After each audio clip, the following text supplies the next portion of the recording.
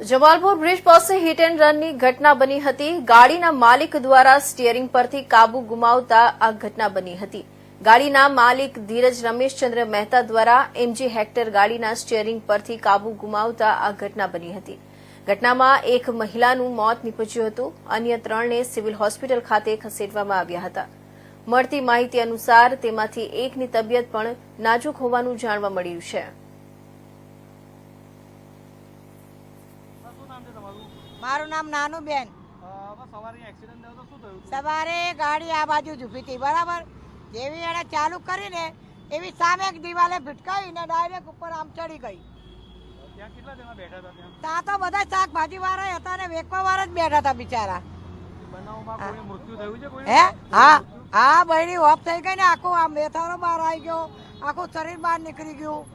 બીજા કોઈને ઈજાઓ થઈ છે? હા, એક ભાઈના પગે આખો નીકળી ગયો છે ને 2 ભાઈના પગે વાગ્યું છે। 3 જણ ઘાયલ થયા છે ને એક ભાઈ તો ત્યાં ઓફ થઈ ગઈ। બોલો।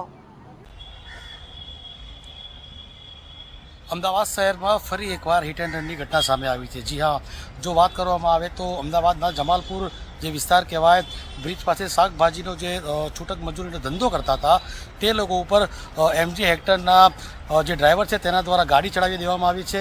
ગાયકવાડ જે પોલીસ સ્ટેશન છે ત્યાં આવી પહોંચ્યા છે અને મારી પાછળ આપ જોઈ શકો છો જે આ ગાડી છે એમજી હેક્ટર ગાડી જે 01KY1233 નંબરની ગાડી છે।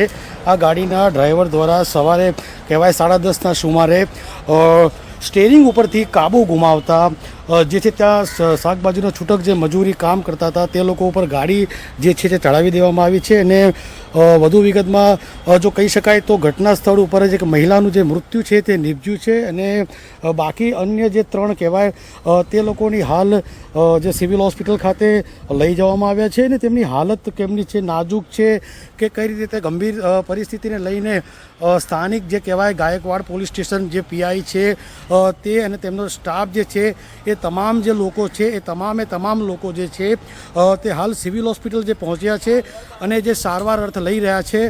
તેમને જોવામાં આવ્યું છે કે હાલ તેમની પરિસ્થિતિ અને ક્રિટિકલ હાલત કેવી છે, કારણ કે ઘટના સ્થળ ઉપર જ એક મહિલાનું જે મૃત્યુ થયું છે તેને લઈને પોલીસ પણ જે તાબડતોડ હાલ જઈ રહી છે। કારણ કે જો વાત કરીએ તો 31ના જે તમામ ચેકિંગો બાદ લઈને પોલીસ ઉપર અસંખ્ય પ્રેશર રહે છે, કારણ કે જે વાત કરવામાં આવે તો આની પહેલાં પણ હિટ એન્ડ રનની જે ઘટનાઓ સામે આવી છે જેને લઈને નિર્દોષ જે લોકો છે તે લોકોના મૃત્યુ પણ થયા છે અને આ ઘટનાને લઈને પોલીસ સજગ થઈ ગઈ છે અને તે તમામ પાસાઓ તપાસવામાં આવે છે અને પોલીસ દ્વારા કહેવામાં આવી રહ્યું છે કે ગાડીના ચાલક તેમજ જો વાત કરીએ તો જે ડ્રાઈવર જે ડ્રાઇવિંગ કરતા હતા તેઓને પણ હાલમાં પોલીસ સ્ટેશન જે છે તેમને લાવવામાં આવ્યા છે।